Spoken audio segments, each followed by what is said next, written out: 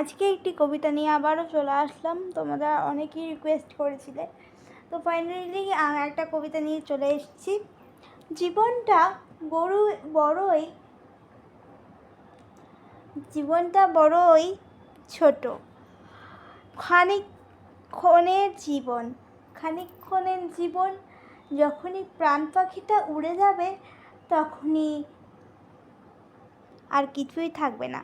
তোমার আমার এই তর্ক তখন ঘুচে যাবে। তখন লাইফটা খুব সাটেল, সিম্পল থাকা উচিত সবার ক্ষেত্রেই। শর্ট লাইফ, ছোট জীবন।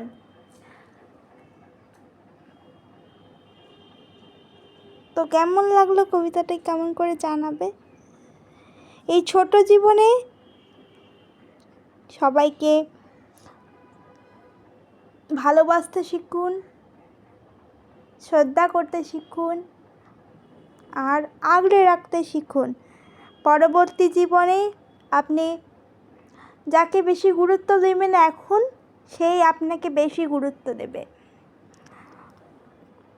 বয়সকালে যখন আপনি বিছানায় পড়ে থাকবেন বা কিছু হবে আপনার, তখন তারাই আপনার পাশে থাকবে যারা আপনাকে ভালোবাসে বা স্নেহ করে বা শ্রদ্ধা করে। এটাই হচ্ছে আজকের বাস্তব কথা। হয়তো বা আমি ছোট হয়ে বলছি, আপনাদের হয়তো খারাপ লাগতে পারে, কিন্তু এটাই বাস্তব।